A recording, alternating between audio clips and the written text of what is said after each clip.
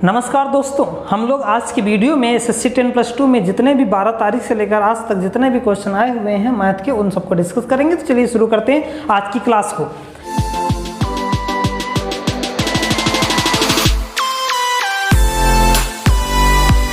पहला क्वेश्चन है, आपसे कहा गया कि x प्लस वाई बराबर 5 और 1/x प्लस 1/y बराबर 20/9, तब x cube plus y cube का मान बताएं। यह आपसे क्वेश्चन पूछा गया था 12 तारीख के शिफ्ट का कि x प्लस वाई बराबर 5, 1/x प्लस 1/y बराबर 20/9, तब x cube plus y cube का मान बताएं। तो सबसे अच्छा तरीका पहले क्या करें कि हम इन दोनों को सॉल्व कर लें। देखो यहाँ पर क्या लिखा है, 1/x प्लस 1/y बराबर 20/9। डायरेक्ट सॉल्व करते तो हो जाएगा x plus y upon x y equals to 20/9। और आपको पता है x प्लस वाई का मान कितना है, 5। यहाँ पर रख देंगे 5/xy बराबर 20/9, यहां से कट जाएगा, हो जाएगा 1/xy इक्वल्स टू 4/9। तो xy इक्वल्स टू कितना हो जाएगा, 9/4। आपको तुरंत क्या कर देना है, x क्यूब वाई क्यूब का मान निकालना है। तो इसको हम क्या करेंगे, x प्लस वाई का जो दिया गया है x प्लस वाई बराबर 5, इसका कर दो घन, यानी दोनों पक्षों का घन करेंगे। तो जैसे घन करेंगे x प्लस वाई का क्यूब इक्वल्स टू 5 के cube, then solve that x cube plus y cube plus 3xy in bracket x plus y equals to 125। अब देखो यहाँ पर x cube plus y cube का मान निकालना ही था। यहाँ पर लिखा हुआ 3xy का मान आपने निकाला 9/4 और xy का मान आपने कहा कि गुणे में 5 था ही। इसको बस सॉल्व कर लेंगे, ये हमारा आंसर आ जाएगा। x cube plus y cube equals to 27, कितना हो जाएगा ये 27 गुणे 5 यानी 5 9 45 थे 200, 5 9 45 थे 135/4 बराबर 125। बस इसको आप सॉल्व कर लीजिए। X cube plus y cube equals to 125 minus 135/4, 4 से इंटू कर दीजिए, कितना हो जाएगा ये 500, 500 में 135 चला जाएगा, ये आपको बचेगा यानी 500 माइनस 135/4, ये हो जाएगा 5, यहाँ पर 9 बचेगा 6 और ये हो जाएगा 3/4। ये आपका आंसर हो जाएगा। आई होप आपको समझ में आ गया होगा। बढ़ते हैं, अगला क्वेश्चन है, आपसे कहा गया in a circle A B a diameter having a centre O, C is a point on a circumference on the circle, if angle C A B equals to 42 then the find the value of C O B. यानी क्या कहा गया, एक वृत्त है, ठीक है, एक वृत्त है जिसका व्यास ए बी है। तो व्यास क्या होता है, जो केंद्र से होकर जाता है, तो इसका व्यास ए बी कह दिया, ठीक है। और उन्होंने कहा इसका सेंटर ओ है, ठीक है। सी वृत्त के किसी बिंदु पर रखा हुआ एक पॉइंट है, ठीक है। C is a point on a circumference of the circle. अब सी ए बी कितना है, सी ए बी 42 है, यानी देखो यहाँ पर क्या है, सी ए बी कितना है, ये 42 है। तो हमें बताना है किसका मान, then the find angle of C O B. तो हमें बताना है सी ओ बी का मान बताना है, यानी ये एंगल आपको बताना है। आपसे पूछा गया कि अगर यहाँ पर देखो ये क्या था कि एक वृत्त है, फिर से सुन लीजिए क्वेश्चन क्या है, एक वृत्त है जिसका व्यास ए बी है, उसका केंद्र ओ है और एंगल सी इस सर्किल के किसी सर्कमफ्रेंस पर एक पॉइंट सी है और सी ए बी कितना दिया गया है, 42 है। हमसे पूछा गया है सी ओ बी का मान बताएं। तो बताइए आप इस क्वेश्चन को कैसे सॉल्व कर सकते हो। तो अगर हम सिंपली सॉल्व करना चाहें तो देखो यहाँ पर ये क्या है, 42 है और यहाँ पर अगर इसको मिला दें तो ये पूरा एंगल 90 हो जाएगा, बिल्कुल हो जाएगा। उसके बाद यहाँ पर ये कितना बचेगा, तो अगर आप कह सकते हो या फिर डायरेक्ट आप ऐसे निकालो कि यहाँ से क्या बन जाएगा, अगर ये 42 है यानी कितना है 42 है, तो ये भी क्या है सर, रेडियस है और ये भी रेडियस है। तो आपको पता है किसी त्रिभुज में दो बराबर भुजाओं के सामने कोण आपस में बराबर हो जाते हैं, तो ये भी 42 हो जाएगा। और ये देखो ये इस त्रिभुज का क्या है, बहिष्कोण है, यानी बहिष्कोण होता है, बहिष्कोण अपने सुदूर अंतःकोणों के योग के बराबर हो जाएगा। तो इस तरीके से कह सकते हो सी ओ बी बराबर 42 प्लस ऑफ 42 इक्वल्स टू 84। इस सवाल का आंसर हो जाएगा। आई होप आप समझ गए होंगे। बढ़ते हैं अगले क्वेश्चन। यदि 49a²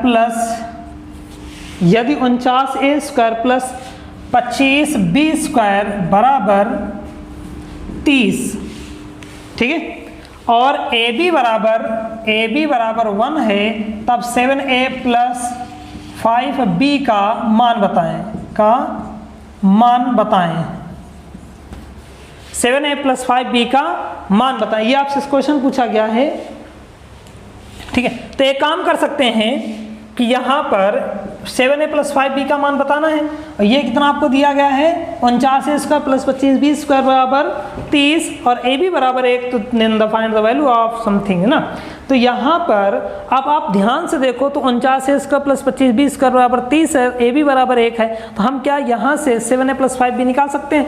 तो बिल्कुल निकाल सकते हैं। यहाँ पर क्या चीज़ की कमी है? आपने कहा यहाँ पर जो कमी है वो है 49a² + 25b²। अगर इसमें हम देखो यहाँ पर 7 गुणे 2 गुणे 5 कर दें, यानी कितना हो जाएगा 7 × 35 दूना 70, 70 AB जोड़ दें और 70 AB घटा दें, तो क्या कोई दिक्कत हो जाएगी? बिल्कुल नहीं होगी, 30 का 30 ही रहेगा। अब अगर इसको ध्यान से देखो तो ये a + b का होल स्क्वायर बन गया नहीं बन गया? तो आप कह सकते हो 7a + 5b का होल स्क्वायर बन जाएगा माइनस का 70, और ab का मान 1 दे ही रखे हैं, तो यहाँ पर कितना हो जाएगा 1 हो जाएगा। तो हो जाएगा 7a + 5b का whole square = 100, then 7a + 5b ± 10। ये इस सवाल का आंसर हो जाएगा।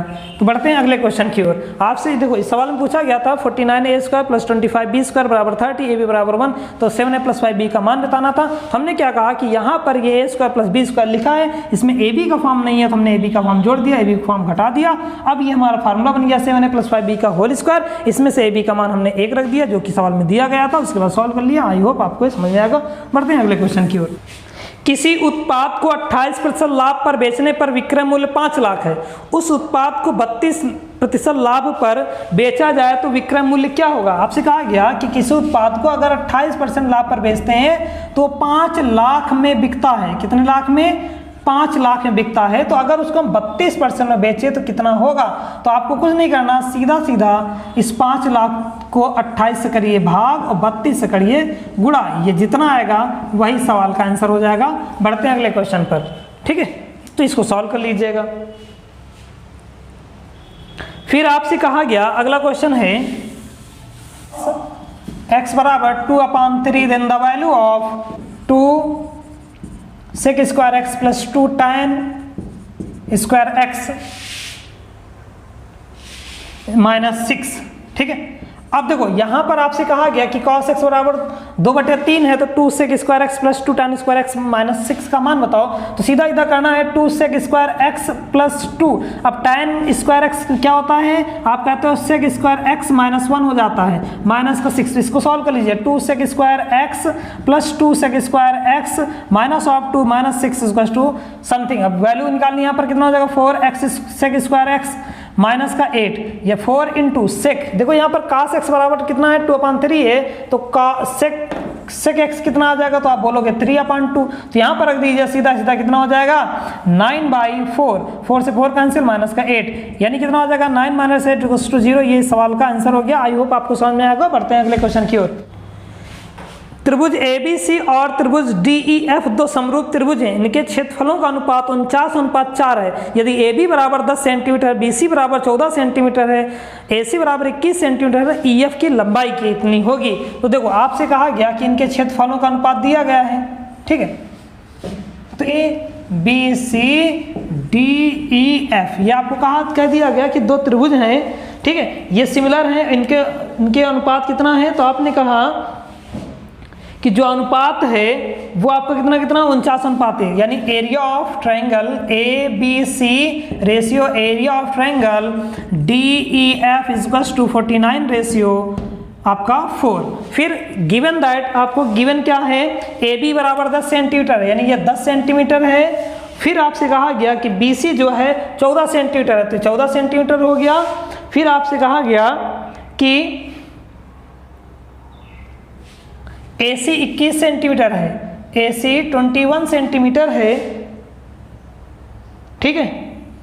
तो इसमें EF की लेंथ बताओ, EF की, ये देखो EF की लेंथ, इसकी लेंथ बतानी है। तो सीधा सीधा सिंपल सी एक चीज है, आपको पता है कि कोई भी दो समरूप त्रिभुज होते हैं तो उनके जो एरिया होते हैं वो संगत भुजाओं के वर्गों के अनुपात में होता है। तो आप क्या कहोगे कि area of triangle A B C upon area of triangle D E F equals to, हम संगत कोई भी ले सकते हैं, B C square upon E F square corresponding कर देते हैं, वैल्यू रख देंगे, डायरेक्ट आंसर आ जाएगा। तो 49/4 इजक्वल्स टू बी सी कितना है 14 का स्क्वायर, ई एफ कितना है यही तो फाइंड आउट करना है, इसका स्क्वायर कर देंगे, जैसे इसका स्क्वायर रूट इधर करेंगे तो 7/2 आ जाएगा, ये 14 अपॉन ई एफ हो जाएगा 7 दूनी 14, ई एफ बराबर कितना आ जाएगा 4। आई होप आपको समझ में आ गया होगा। बढ़ते हैं अगले क्वेश्चन।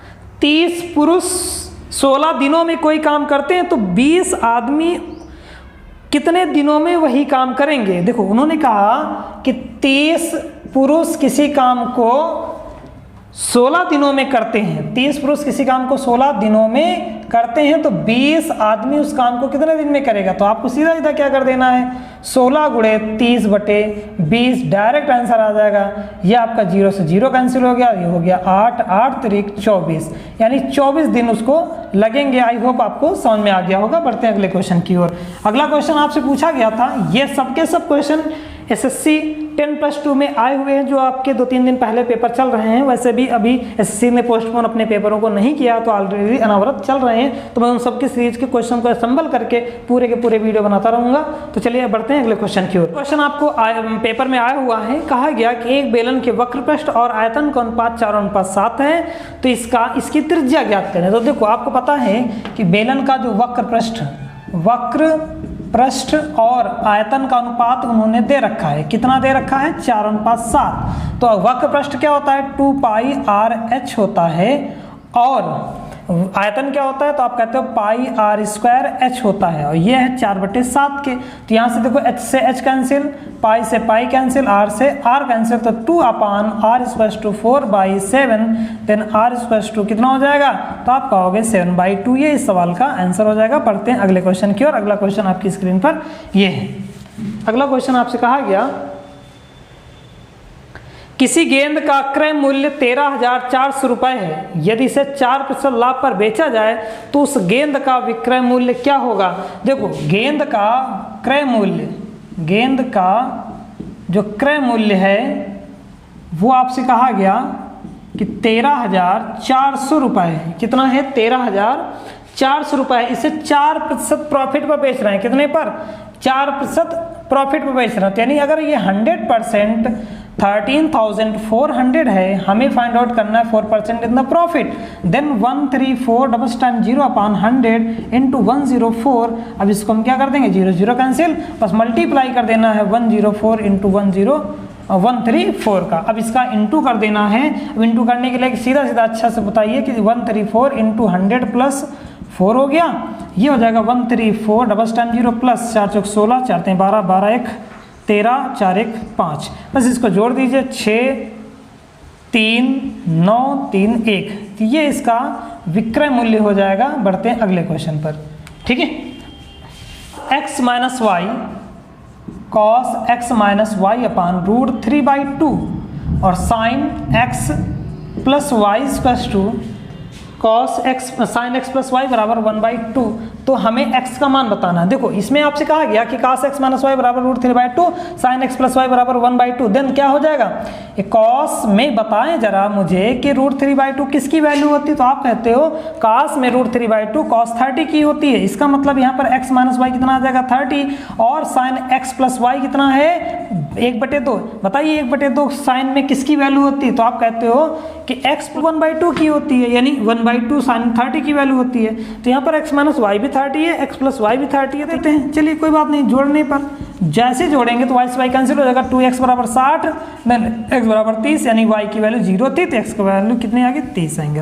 है दिया गया है कि x plus Y plus z equals to x plus Y plus z equals to 5, 1/x plus 1/y plus 1/z equals to आपको दिया गया है 0 और x y z का भी मान तो देना पड़ेगा, वो है 12, ठीक। फिर आपसे कहा गया x³ plus y³ plus z³ का मान कितना है इसको बताना है। 151 दिया गया है 151, देन द वैल्यू फाइंड करना है x² plus y square plus z square का मान बताना है। देखो आपको सारी चीज़ें यहाँ से दे रखे हैं, बस इसको आप थोड़ा सा और सॉल्व कर लीजिए। तो यहाँ पर ये कितना सॉल्व करके आ जाएगा, इसको अगर हम एलसीएम ले लें तो अपान में एक्स वाई जेड बन जाएगा, और यहाँ पर कितना हो जाएगा x y plus y z plus z x कह सकते हैं, बराबर कितना है 0 है। तो यहाँ से एक्स वाई जेड देखो 12 है, जैसे ही रखेंगे 0 आ जाएगा, तो यानी हम कह सकते हैं कि x y plus y z plus z x का मान कितना आया 0 आया। ठीक है, अब आपसे पूछा गया x square plus y square plus z square का मान कितना होगा, तो आप मुझे बताओ कि इसमें हम कौन सा ऐसा फार्मूला बना सकते हैं जिससे इसकी वैल्यू निकल आ सकती है। तो आप ये कह सकते हो कि इसका जो फार्मूला है वो ऐसे बना सकते हैं, x cube plus y cube plus z cube minus 3xy बराबर होता है कितना, कहते हो कि x plus Y plus z in bracket x square plus y square plus z square minus x y, दिख नहीं रहा होगा, नीचे लिख देता हूँ कि कितना एक्स स्क्वायर प्लस का वाई स्क्वायर प्लस का जेड स्क्वायर माइनस का एक्स वाई माइनस का वाई जेड माइनस का जेड एक्स। ठीक, ये आपका होता है।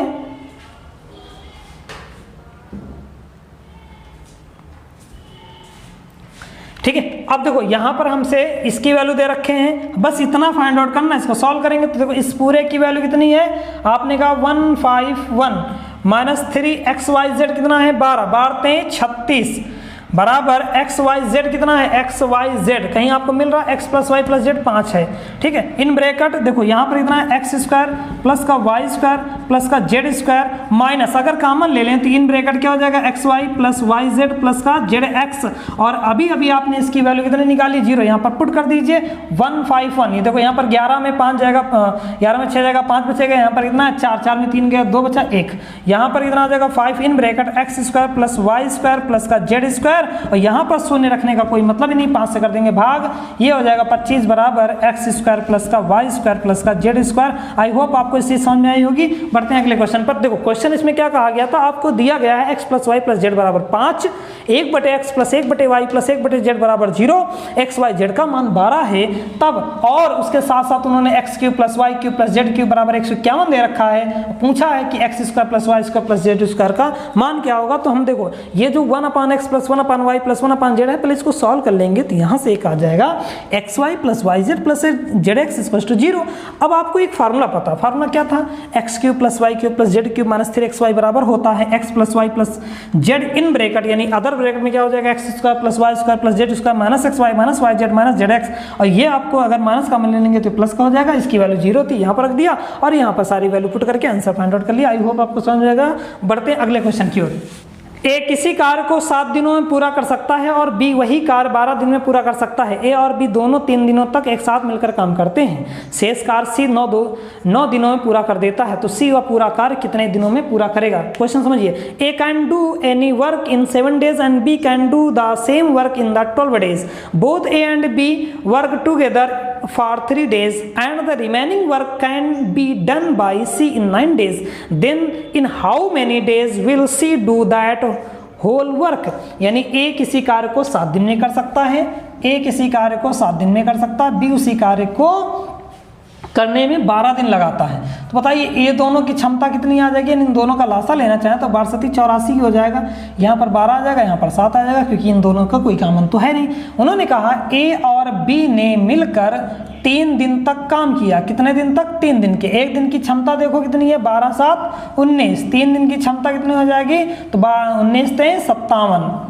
ठीक है, अब बताओ बचा कितना काम, तो आप कहोगे 84 में 57 work are completed, then the remaining work is 7, और यहाँ पर कितना हो जाएगा 7 5 2 27, और 27 यूनिट वर्क को सी कितने दिन में कर रहा है, तो उन्होंने कहा 27 वर्क को सी कर रहा है अकेले 9 दिन में। कितने दिन में? 9 दिन में। तो बताइए एक यूनिट वर्क कितने दिन में हो जाएगा, तो आप कहोगे कि 9/27 हमसे पूरा काम करवाना है, हमें तो 84 वर्क काम करवाना है, तो क्या हो जाएगा 9 × 27 × 84 9 3 जा हो जाएगा, और 3 ये कितना हो जाएगा 28, यानी सी अकेले उस कार्य को 28 दिनों में पूरा कर लेगा। आई होप आपको समझ में आ गया होगा। बढ़ते हैं अगले क्वेश्चन की ओर।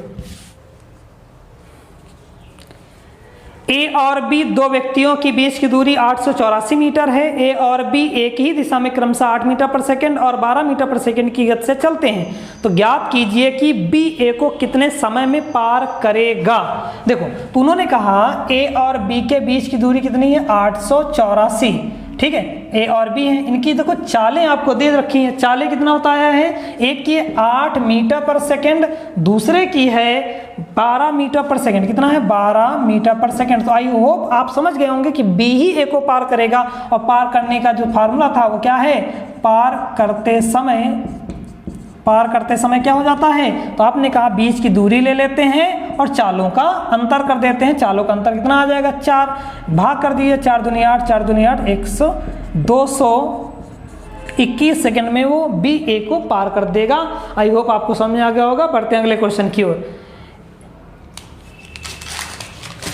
n को 6 से विभाजित किया जाता है तो शेषफल 9 प्राप्त होता है। तो यदि 9n को 6 से विभाजित करें तो शेषफल क्या होगा। आपसे कहा गया कि यदि n को 9 से विभाजित करते हैं, 9 नहीं 6 से विभाजित करते हैं तो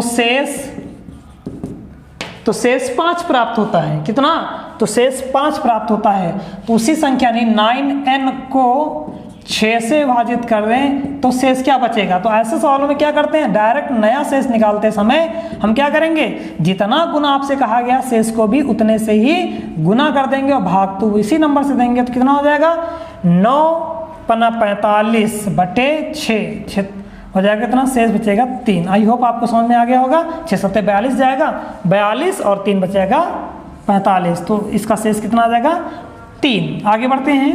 metre of the semi circle is 5.6 centimetre, then find the perimeter of the circle. यदि अर्धवृत्त का व्यास 5.6 सेंटीमीटर है तो उस वृत्त की परिधि ज्ञात करो।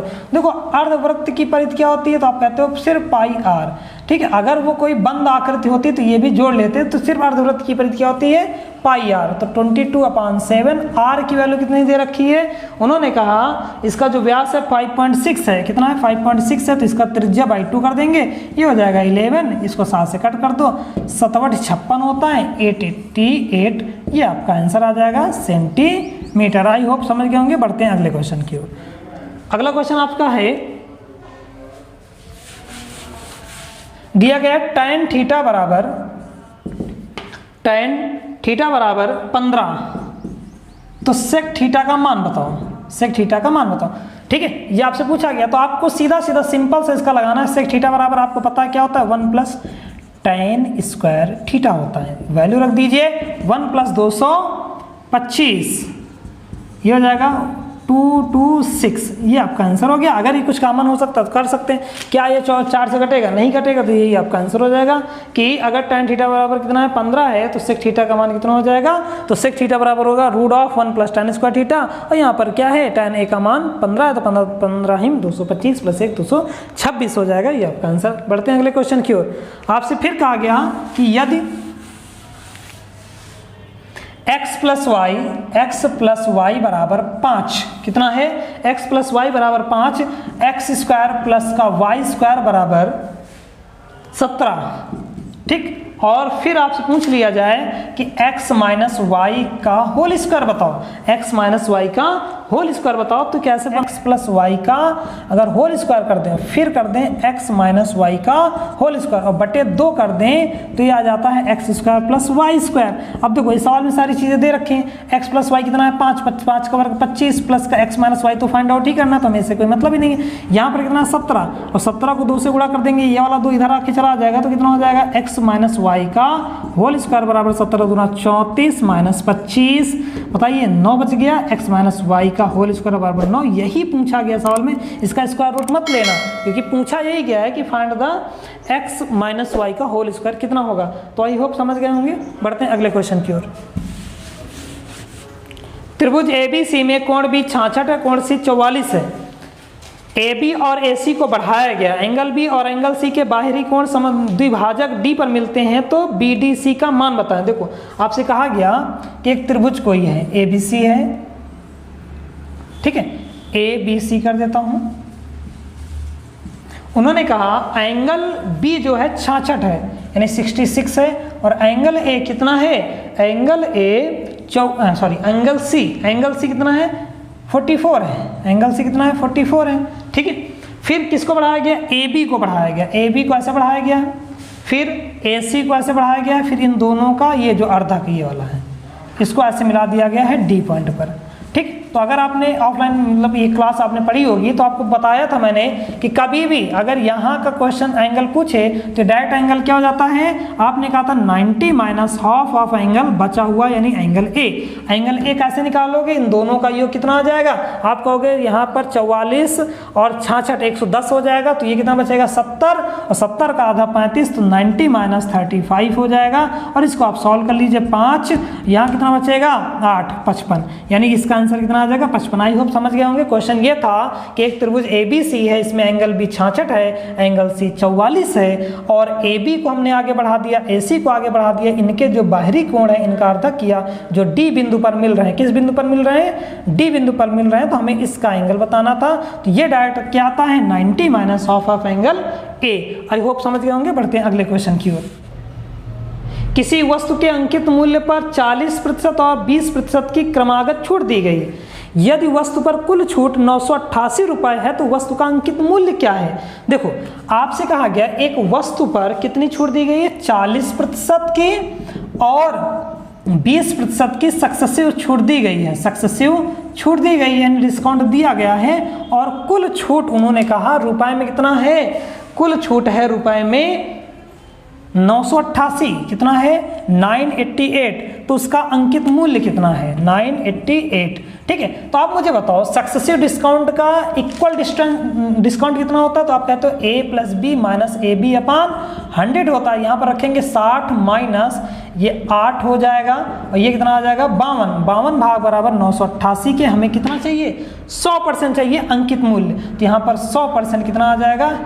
ठीक, इसको परसेंटेज में ही रखते हैं, तो ये हो जाएगा 988 इंटू 100 अपान 52। अब इसको सॉल्व कर लेना है, तो देखो ये नंबर किससे कट जाएगा, तो आप देखो पहले 2 से ही कट करके देख लो, तो ये कितना हो जाएगा 317, यानी ये 900 रुपीज़ इसका आंसर आ जाएगा।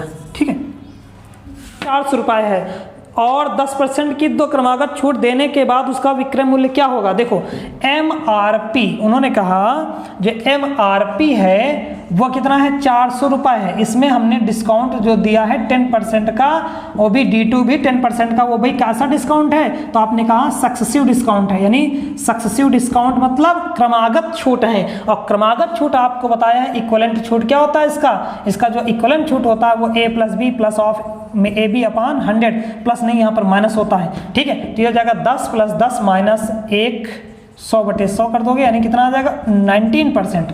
अब आपसे पूछा गया कि इसका विक्रय मूल्य क्या होगा, तो 19% छूटी हो गई, तो यानी कितना हो जाएगा कि 100% बराबर किसके हैं 400 के, तो 1% किसके बराबर हो जाएगा अपने 4 के, और 19% छूट यानी 81% आपने उस वस्तु को बेचा है, तो 4 गुणे 81 कर दीजिए, ये आपका हो जाएगा 4 के 4 824 विक्रय मूल्य। आई होप आपको समझ में आएगा। तो इस वीडियो में अभी इतना ही रखता हूँ, अगले वीडियो में कुछ क्वेश्चंस को लेकर आऊँगा। जब तक के लिए आप अपना ख्याल रखिए, घर पर रहिए, और कोरोना से बचाव के लिए आप एहतियात बरतिए रहिए। SSC को चाहिए कि इस SSC 10+2 का जो पेपर है उसको पोस्टपोन कर देना चाहिए, अब देखो क्या होता है। तो जब तक के लिए नमस्कार।